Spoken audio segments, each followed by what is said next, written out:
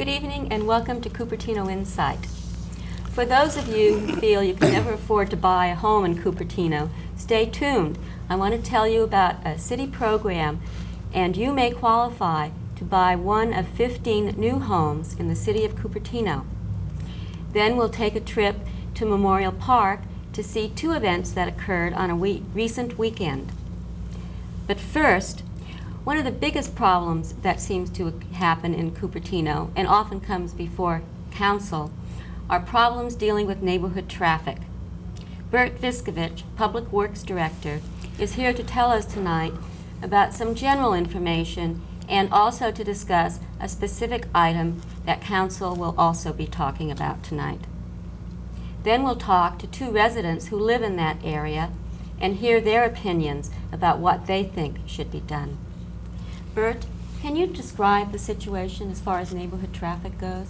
Sure. One of our major problems that we find is that because of our location, with 85 ending in Cupertino and our major arterials being congested as they are, we find that some of our residential streets are being impacted by commute traffic. And some of the complaints that we receive throughout the community is that residents seem to want their residential streets maintained as residential streets and not to have commute traffic utilizing them. I see. What are the kind of alternative solutions that are generally examined in these kinds of cases? One of the first things that we try to do is determine the amount of commute traffic that are utilizing residential streets, and we do studies to determine the percentage, then try to come up with some solutions that may discourage commuters from utilizing residential streets and try to attract them onto major arterials, as we're doing today. We're trying to make our major arterials flow better, therefore try to attract the commuters to utilize those and not to utilize residential streets. Are commuters using residential streets a new phenomenon, or has that been going on all the time? No, I think what happens is travel time is the most important thing to a commuter, and the commuter will try to seek out routes that will be the shortest in time for him or her. And if the arterials are congested, they will find different streets to utilize and cut time of their travel from point of origin to their destination. So it's always been around. I think it's going to become more prevalent as the arterials become more congested. I see. I know one of the things that's on the council agenda is a possible closure of a street. What are the benefits and drawbacks in general of closing a street? Well, first of all, closure street will benefit the neighborhood that's seeking privacy or removal of the commuter from their street. But what it does, it creates other problems in other areas that have to be contended with, and closing one street may just shift the traffic onto another area, and thereby that other area now receives the impact, and solutions then must be developed for that particular neighborhood. So I think closing streets, if it's not done properly, may just shift the burden on from one neighborhood onto another. So we try to seek out other solutions prior to closures. Closure should be the last solution selected. All right. I know that with the consideration of Kim Street closure, as you say, that's the final step. What are some of the things that have been done in the meantime to alleviate the problem? Yeah, on the Kim? On the Kim Street, we, yes. At the last council meeting, have implemented restrictions onto Kim Street, which would then prevent the commuter from being able to enter that neighborhood by not allowing right turn moves and left turn moves into Kim from Bollinger Road. During the 6 to 9 period in the morning, that will take care of the commuter or eliminate the commuter. However, Kim is open for other hours of the day, which we don't think the commuters are as great, and it's really more of an internal traffic that's going to utilize the roadway. What's been the effectiveness of this program? Some 272 citations since we've implemented, and not only do we have the citations, but we also have a lot of motorists that are violating it when the sheriff isn't there. So there is a lot of resistance to the closure. However, it has reduced the traffic in the Kim area. Okay, thank you, Bert. Peggy Urquehart is a resident on nearby Aaron Way. Peggy, what kind of problems have you run into living in that neighborhood? Well, I've lived there 11 years, and in those 11 years, the traffic has increased dramatically. Just a study done last week shows even with the road closure, we have 12 to 1,300 cars going through there a day. The 6 to 9 o'clock closure has not worked real well because everybody's still trying to cut through our neighborhoods. Yesterday I did a study. I tried to do my own count to see what was happening, and between 9 and 10 o'clock I've got about 109 cars. At noon, about 169 cars, and between 5 and 6, I got 189 cars. That's with 4 cars going the wrong way that know it's been in effect for 12 years. So our noise has increased and our safety has decreased. What kind of solution do you think is the answer? Well, after watching everybody still trying to get through the partial closure, I would like a complete closure. Why? Because the traffic keeps increasing and it's only going to get worse. And our neighborhood is local streets, it's not arterials or connectors, so they're designated to have a lower volume of traffic. They are designated neighborhood streets? Yes. Okay, thank you, Peggy. Bernie Kalvelage also lives in that neighborhood, but he has a different opinion. You believe it? Bernie, what are your thoughts regarding the closure? Well, my first thought is that if you're kind enough to assist people in buying a home in Cupertino, that's great. They'll never get to it, and if they ever do, they'll never get out of it. That sounds kind of bitter, but there are a lot of people bitter about this. I live in the area which is immediate south of there and most affected by it. To get out of there in the morning to work, you simply can't get out onto Highway 9. It's an impossibility nowadays. So we have had to go down Kim Street, and I've been doing that for something like 22 years. Welcome the newcomers in a way. Anyway, the closing of a residential street is, in my opinion, a kind of a dog-eat-dog approach and to solving our traffic. It's I'll keep my street closed, but I want to use your street. And I find that very offensive. I am angered and disgusted at those people who do that. I think that it is narrow. They want to create their own little fiefdom on their own road, but they want to use our roads too. They didn't pay for those roads, you know. The whole community paid for those roads. So I would think that if we're going to close Kim Street, as Bert said, that ought to be the last thing that we would do. It seems that this is the first thing. And I think that that's really sad. Furthermore, you know, if you look at streets in Cupertino, neighborhood streets that are impacted with traffic both from out of the community and within the community, you find that there are a lot of streets, according to Bert, and you don't have to be any great brain to see it. Just look, you know, you don't even have to count them, just look. You can see that there are a lot of streets that are more heavily trafficked than Kim Street. That's what he tells me. I haven't counted them. And also, if it's a matter of the percentage of, quote, outside, and I don't know what that really means. Is it a block outside, 2 blocks, 2 miles, or whatever? But if it's a percentage of outside traffic, which is the criteria we're going to use to close it, well then, how about Tiptoe Lane? I wouldn't suggest that on my street you close it. I think that's narrow and offensive. That's bad citizenship. But my street, and I offered Bert a $300 bet on this, that we have at least 3 or 4 to 1 outside, whatever that means, traffic from our street. But these people may be just, you know, 2 houses down, or they may be several houses down. And furthermore, I question very much the test methodology that Bert told me about. What he said is that they counted the traffic at 2 streets which could feed into Kim. They took license plates numbers. And at 2 streets coming into Now this was just on Bollinger, just west of Highway 9, and on Westland, someplace exactly, I don't know where. Fallenbeck. But on Hollenbeck? Fallenbeck. Oh, Fallenbeck, thank you. Okay. And they compared those license numbers or names with those who were either entering or exiting Kim. I'm not sure which, and there may be a little bit of difference there. And he talked about 53%. Oh, God, we should be so lucky, 53%. Wow. Bernie, I hate to cut you off, but we're out of time. But I'm sure you'll tell council about it tonight at the meeting. Can I also say one more thing? Little tiny one. Okay. There's a very serious question about its legality.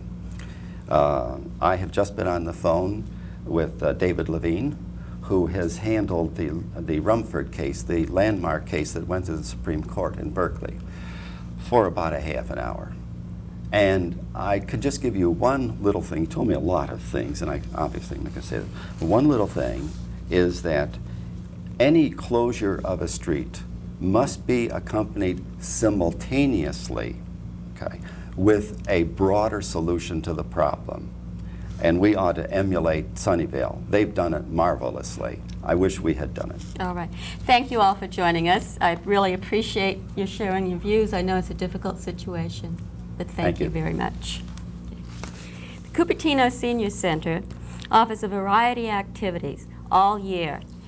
A lot of these could never get off the ground without the help of a lot of volunteers. Recently, there was a special dinner for these volunteers held at the Senior Center in their honor. I'd like to take you there now.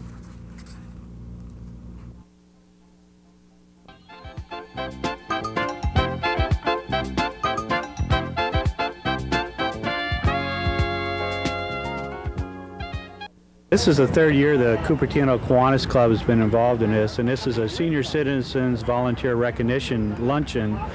And this luncheon is to recognize all the volunteers that have helped the Senior Citizens Center for the last year. And the center came to us and asked us as a service club if we'd like to take on the project. So we've been doing this, and it is the 3rd year that we provided the lunch for the seniors. We support in that we provide all the food and the beverage for the seniors, and then our people come and do all the cooking, and then we actually serve them. It's a sit-down type dinner where we get a lot of fellowship, and we get the volunteer activity also with our membership. Oh, I just like doing it. It's fun. Over 100 volunteers were honored for their contributions to the center and its many programs. These dedicated seniors have given countless hours in a variety of activities, from volunteering at the reception desk to producing senior television. The feeling of appreciation was summed up best by Senior Coordinator Nancy McGinnis. For all of you who I've met and who I've come in contact with here, the love that you have given to me and to all those that you have touched, time will come and go, but that love is still radiating, and I thank you, and I love every one of you. God bless you all.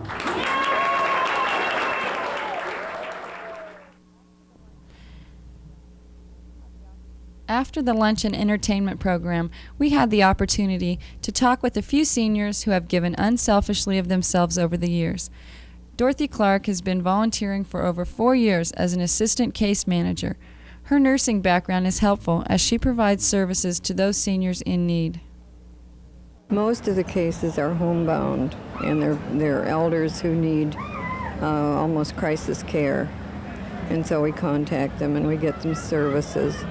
And but then we keep a running monitor on them so that they're called weekly or bi-monthly, and to keep on so that we know exactly what they're doing. So many of them do need help, and if we can get it for them and make their lives more easier and more secure, then it makes us happy too. Volunteers don't feel like they do much, yet are a real asset to the center. Just such a couple are Charlie and Agnes Edwards, who have been involved for many years. Since this particular building opened in January of, it's 5 years now, isn't it? I believe so. Yeah. January. And we started in on the kitchen crew, and we've been the kitchen twins ever since. The way I feel about it this way, some of these days I'm not going to be able to do it. And there's a awful lot of people down here that when I first come here were real doers, and they're getting up to where the rest of us have to do it now. I think I do it more for the good of the center than anything else. Companionship also. There's lots of nice people here. And what brings you down then? Well, I think companionship, being with people, it's nice to socialize with them. And as he said, we will get to the position one day where we can't do the heavier work, and so we sort of take that on for the people that can't do the heavy work. And it's just a lot of fun. It gives us something to look forward to and to do besides normal things that we do. And it's a beautiful center. We have lovely people down here, and so we just enjoy it. I want to extend my sincere thanks to the many volunteers who do so much. With me now are two gentlemen here to tell us about a very exciting program about home purchases that is available in the city of Cupertino. With me are Jim Sisk, Planning Director of Cupertino, and John Burns, Executive Director of the Santa Clara County Housing Authority. Jim, can you describe the below market rate program? Okay, Dorothy. The below market rate program is really the result of a general plan amendment regarding our housing element. There are some state laws that talk about cities should be in a position of providing housing for all economic segments of the community, meaning from the person that might work in the gas station to the president of Apple Computer. As a result of that study in the housing element, it was determined that really the majority of the people presently living in the community, as well as the majority of the people working in the community, really can't afford to buy homes in Cupertino. That resulted in the development of what we call the below market rate program, which is a program that requires residential developers that build projects of larger than 10 dwelling units and a density of greater than 6 dwelling units per acre to set aside 10% of the units being constructed and assign those units to the city, and we in turn will with the help of the housing authority, qualify a low or moderate income buyer to purchase those units. Do those particular units differ in any way from the others in the development? You know, at densities of 6 or greater dwelling units per acre, they're usually in planned developments or planned projects, such as some of the condominium projects in town. From an exterior standpoint, they do not. They're exactly the same. The program allows some of the amenities in the interior not to be a part of the unit, such as microwave ovens and things of that nature. But from an exterior standpoint, you couldn't tell any difference. I see. John, what is the Housing Authority's responsibility and function in this program? Well, first of all, the Housing Authority is kind of in a business that it's not used to being in. We generally take care of tenants of extreme low income. We subsidize their rent. In this case, we decided that we should participate in a program that would allow us to help the moderate rate person who hasn't been able to afford a house. So our responsibility in these particular instances is to establish a pool of applicants and to do the advertising and determine their eligibility and make it possible for them to make the right contacts to learn about what houses are available and where they are and what they cost and what they need to qualify to get one of those houses, as well as kind of usher them through the chairs in terms of where to go for financing, things like that. I see. How does one qualify for one of these houses? Well, basically, it's just a matter of income and assets. Basically, what you're looking at is a person who is somewhere between 80 and 120% of the median income in this county. I thought you were going to say years for a minute. Now, the problem with that, well, it's not a problem, but this county has probably the highest median income in the United States, with the exception of just a couple of other places. So that income limit goes up pretty high. But at the same time, after you determine the eligibility of somebody, then you have to determine that they can pay the monthly costs of it. So narrows, you eliminate a lot of people that way. I could see where Unfortunately. that could be a predicament, quite frankly. Do you have trouble getting a pool of applicants? Well, the initial pool from an advertisement that we run will generate quite a number of people. But when you go through the process of determining their eligibility along with their assets and income and so forth, and then, as I said, go back to where you determine what they can pay on a monthly basis, you do eliminate a large number of people. So many times you eliminated the whole pool and have to start over again. Jim, how is the market price of a BMR unit determined? As is qualifying the buyers, is based upon the median income for the county. And the median income is basically doubled by 2.5 times, and that establishes the sales price of the unit. The intent being that the unit will be affordable for that particular income range. So that is was a rule of thumb, or is still a rule of thumb that most institutions use in making loans, 2.5 times the annual income. I assume there's some flexibility of that how much money a person can earn depending also on how large the family is. Yeah, there's a fairly extensive table depending on family size. Assets are an important consideration. Yes, that's correct. All right. What is being done to give a developer incentive to do this kind of thing? Well, obviously the developers think nothing is being done, or not enough is being done, but the city does have there's a density bonus program that for those that are required to provide below market rate units, they're allowed to increase the densities of their projects by 20%. It really kind of offsets the 10% that they're giving to us, and they're able to pick up another 10%. Most of the developers are not really sure that is in fact a real bonus. There are all kind of design considerations that they're concerned with in their projects. Additionally, the city waives for the BMR units city fees, such as building permit fees, park dedication fees, all kind of water fees and things of that nature. I see. John, does the Housing Authority help at all with financing? No, financing is not part of our function. The financing comes through a conventional financing process. Some financial institutions are more interested in assisting in this type of program, and we kind of direct people toward those institutions. So that kind of help and guidance, but not actual financial assistance. Right. What's been the experience with this particular program? Do you feel it's successful?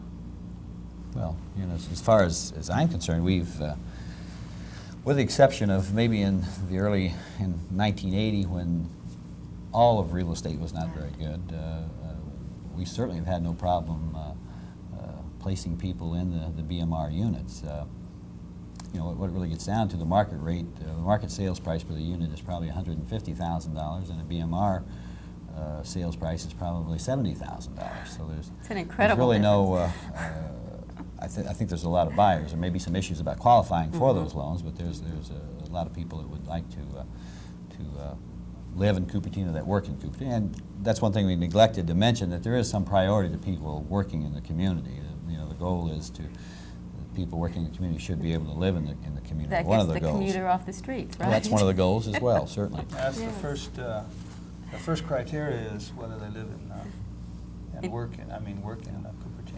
Yeah. One thing I want to make real clear is that when I gave you an idea of the price market versus the below market rate program, there are controls certainly on these units. A person can't buy one of the units for $70,000 and then next year sell it for $150,000. That's an important point, yes. When we, when a unit is sold or transferred to a person, once they decide to resell a unit themselves, then the city is the first person that has the option of buying the unit back, and we then will find another below market rate person to take that unit. They do get appreciation on a unit based upon the cost of living index for the Bay Area. I see. All right, so I just can't run down and buy one and then turn a quick profit. That's okay. correct. I want to thank both of you very much for joining us. Sounds like an excellent program. I hope it continues to be successful. Thank you.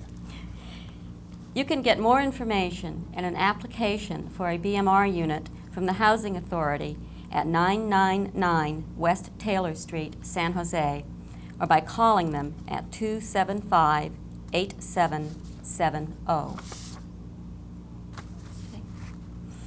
Memorial Park was buzzing last week. First the senior luncheon, and then on Sunday, the 7th annual Cupertino Art in the Park, an art show and sale sponsored by the Cupertino Fine Arts League and the city's Parks and Recreation Department. We have a tape of the day's activities I'd like to show you.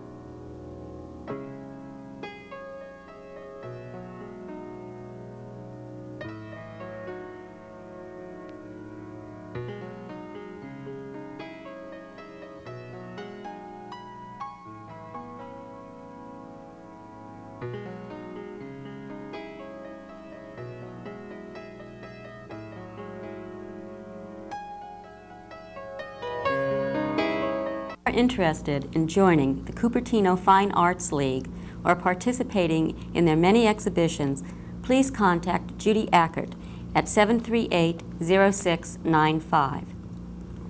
On our next show, October 15th, we'll bring you highlights of the Oktoberfest celebration, information on the proposed 1/2 cent sales tax, and what will probably be a heated debate regarding a no smoking ordinance for Cupertino. So be sure to watch on October 15th at 6 p.m. Thank you and good night.